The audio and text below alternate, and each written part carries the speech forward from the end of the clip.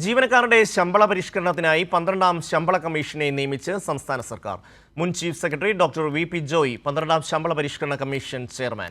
3 മാസത്തിനകം റിപ്പോർട്ട് ലഭ്യമാക്കണമെന്ന് കമ്മീഷനോട് നിർദ്ദേശിച്ചുവെന്ന് ധനമന്ത്രി കെ.എൻ. ബാലഗോപാൽ.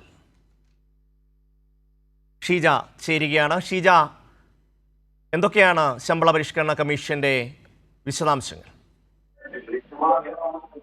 ഷമി, 12ാം ശമ്പള പരിഷ്കരണ കമ്മീഷനെ പ്രഖ്യാപിക്കുമെന്നുള്ളത് ബജറ്റിൽ തന്നെ ധനമന്ത്രി കെ.എൻ. ബാലഗോപാൽ വ്യക്തമാക്കിയിരുന്നു. ഇപ്പോൾ ഏതായാലും 12ാം ശമ്പള പരിഷ്കരണ നിയമിച്ചിരിക്കുന്നത് മുൻ chief secretary doctor VP. Joy ആണ്. ഇതിന്റെ ചെയർമാൻ എന്ന് പറയുന്നത് അഡ്വക്കേറ്റ് എം. രാജഗോപാലൻ നായർ. അതോടൊപ്പം തന്നെ റിട്ടയർഡ് അഡീഷണൽ സെക്രട്ടറി ആയിരുന്ന ശ്രീലത സുകുമാരൻ എന്നിവരാണ് ഇതിലെ അംഗങ്ങൾ എന്ന് പറയുന്നത്. സംസ്ഥാന ബജറ്റിൽ ജീവനക്കാരുടെ നേരത്തെ സൂചിപ്പിച്ചതുപോലെ തന്നെ ജീവനക്കാരുടെ ശമ്പള പരിഷ്കരണത്തിനായി കമ്മീഷനെ നിയമിക്കും എന്നുള്ള കാര്യം ധനമന്ത്രി പ്രഖ്യാപിച്ചിരുന്നു. നിലവിലിപ്പോൾ ഈ കമ്മീഷന് 3 മാസത്തിനകം റിപ്പോർട്ട് നൽകണം എന്നുള്ളതാണ് ധനമന്ത്രി അറിയിച്ചിട്ടുള്ളത്. നിർദ്ദേശം അവർക്ക് നൽകിയിട്ടുള്ളത് അത് സമയബന്ധിതമായി തന്നെ നടപ്പാക്കുന്നതായിരിക്കും. കമ്മീഷന്റെ പരിഗണനാ വിഷയങ്ങൾ വ്യക്തമാക്കിക്കൊണ്ട് പ്രത്യേക ഉത്തരവ് ഇന്ന് ഇറങ്ങുന്നതായിരിക്കും എന്നുള്ള കാര്യവും ധനമന്ത്രി വാർത്താക്കുറിപ്പിലൂടെ അറിയിച്ചിട്ടുണ്ട്.